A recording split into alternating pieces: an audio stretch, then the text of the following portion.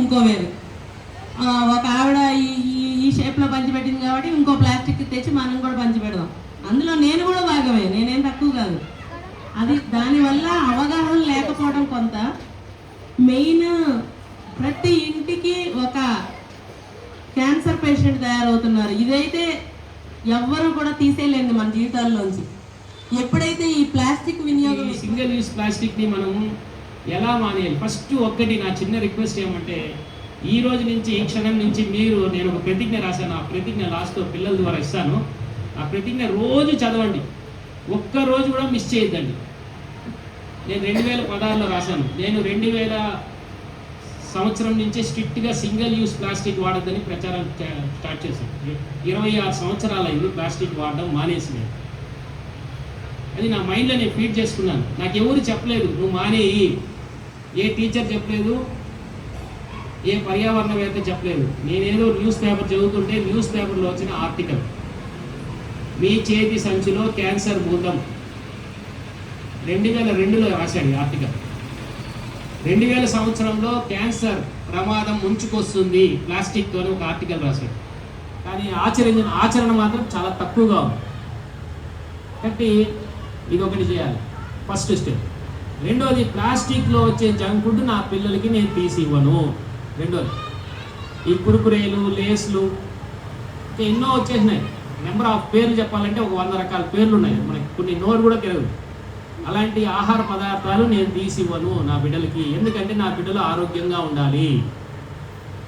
First మన స్వార్థమే మనం చూస్తాం, తర్వాత మిగతా జీవరాశుల గురించి నెక్స్ట్.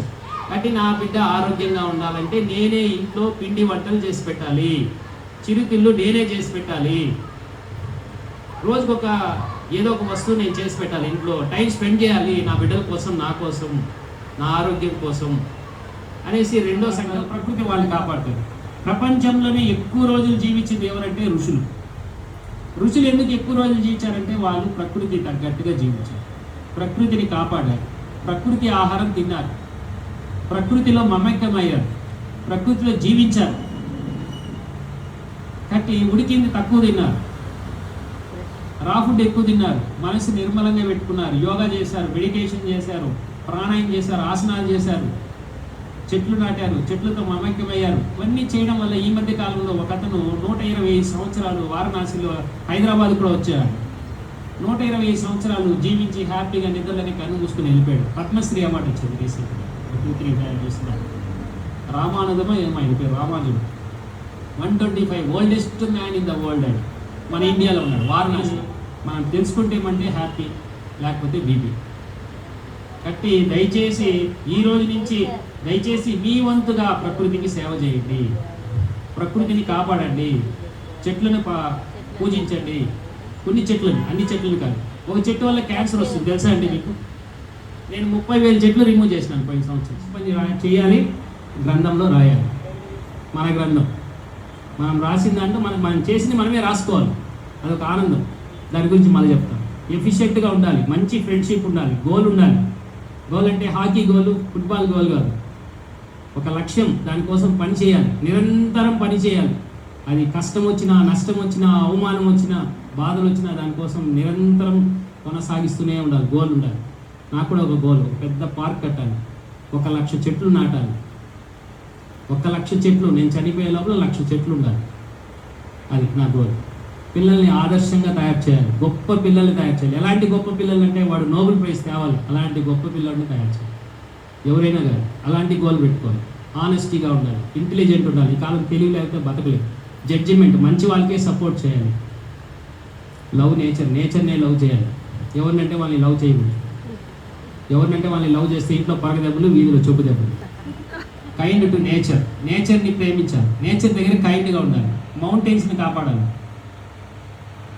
ఓజోన్ లేయర్ని కాపాడాలి. నెక్స్ట్ పీ, ఇది ఖచ్చితంగా మీరు ఫాలో అవ్వండి మీరు రిచ్గా కావాలంటే.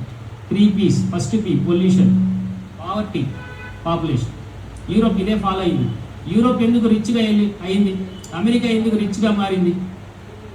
ఆస్ట్రేలియా ఎందుకు రిచ్గా మారిందంటే 3 P'లు. ఫస్ట్ పీ, వాళ్ళు పొల్యూషన్ తగ్గించినారు, అక్కడ పావర్టీ లేదు, పాపులేషన్ కంట్రోల్ అయింది. మన ఇండియా చూడండి, పొల్యూషన్లో ఫస్ట్ ప్లేస్, పావర్టీలోనూ ఫస్ట్ ప్లేస్, పాపులేషన్లో కూడా చైనాని బీట్ చేసి గోల్డ్ మెడల్కి వచ్చేస్తాం. అన్నిట్లో చెడులు అంతా మన ఇండియా గోల్డ్ మెడల్, కానీ ఒలింపిక్స్లో ఒక గోల్డ్ కూడా రాదు. వస్తే ఆశ్చర్యపోతాం. నెక్స్ట్ ఎంతవరకు వచ్చింది OP Q for queue system, Q for quick, మంచిదానికి ముందు ఉండాలి. R for receive, S for sincerity, T for time already చెప్పాను. అదేవిధంగా తెలుగు మాతృభాషను బాగా నేర్చుకోండి. తమిళనాడు వాళ్ళు తమిళ్కి ప్రాణం ఇస్తారు, మన తెలుగు వాళ్ళు తెలుగుని ప్రాణం తీస్తారు. కాబట్టి తెలుగు రాష్ట్రాల్లో ఎవరికి తెలుగు మర్చిపోతున్నారు, తెలుగును కూడా నేర్పించండి, పిల్లలకి నేర్పించండి. తెలుగు జపనీస్ వాళ్ళకి ఇంగ్లీషే రాదు, చైనీస్ వాళ్ళకి ఇంగ్లీషే రాదు. వాళ్ళ డెవలప్మెంట్లో మనం సగం కూడా కాలేదు. జపనీస్కి ఈ మధ్యలోనే మా అసోసియేషన్లో వచ్చే ఒక వ్యక్తి వెళ్ళొచ్చాడు 10 days. అక్కడ మిల్క్ అంటే వాళ్ళకి తెలియదు, జపనీస్లో చెప్తేనే అర్థమవుతుంది. కాబట్టి వాళ్ళకి మాతృభాషనే వాళ్ళు. కాబట్టి మాతృభాష నేర్పించండి, ఇంగ్లీష్ నేర్పించద్దని నేను చెప్పడం లేదు. ఇంగ్లీష్ ఎంత ముఖ్యమో, ఆంగ్లం ఎంత ముఖ్యమో, మన మాతృభాష కూడా మనకి ముఖ్యం. Okay, next ST U for unity, మంచిదానికి యూనిటీగా ఉండాలి. V for value, W for will power, X for xerox, Y for yes, Z for G. ఈ విధంగా అదేవిధంగా అఫారెస్టేషన్. Thank you madam.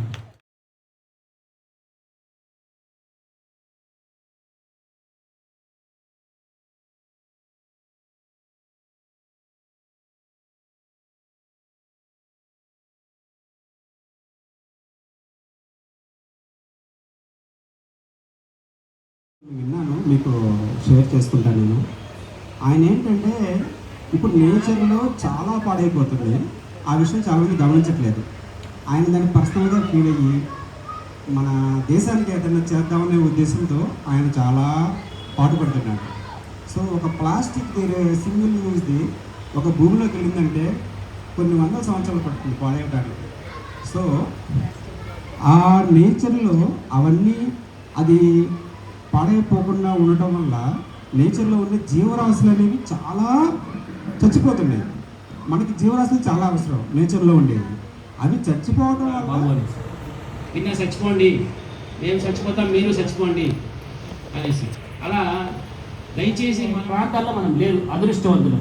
కాబట్టి మనం ఈ అదృష్టాన్ని అలాగే మన భావితరాలకు అందించాలి, మన పిల్లలకు అందించాలి. భూమి డ్యాన్స్ చేయకుండా, లేకపోతే షేక్ చేయకుండా అలా కాపాడుకోవాలంటే భూమి తల్లిని మనం కాపాడుకోవాలంటే భూమికి కాలుష్యం చేయదు, అంతే, ఇంకేం లేదు. ఎక్కడ ఎక్కువ కాలుష్యం ఉంటే అక్కడే ఇలాంటివన్నీ జరుగుతాయి. కాబట్టి దయచేసి ఇది చేయండి. Next last and final. అంటే మనం బుక్స్ చదివితే వాళ్ళు కూడా బుక్స్ చదువుతారు. చదవండి, భగవద్గీత చదవండి, రామాయణం చదవండి, ఇంకా మంచి మంచి గ్రంథాలు చదవండి. మెయిన్గా దీంతో పాటు పర్యావరణానికి సంబంధించిన ఆర్టికల్స్ పేపర్లో రాస్తూనే ఉంటాడు. అవన్నీ కట్ చేసి ఎత్తుకుని ఒక ఆల్బమ్ చేయండి. 2014లో మా బంధువులు వచ్చినారు, అల్లరి బ్యాచ్, తమిళనాడు నుంచి. అల్లరి అంటే అర్థం ఇంత కాదు, సంరక్షించుకోవటం గురించి చక్కటి విషయాలు బోధించారు. మరి మనం ప్రతిజ్ఞ చేశాము.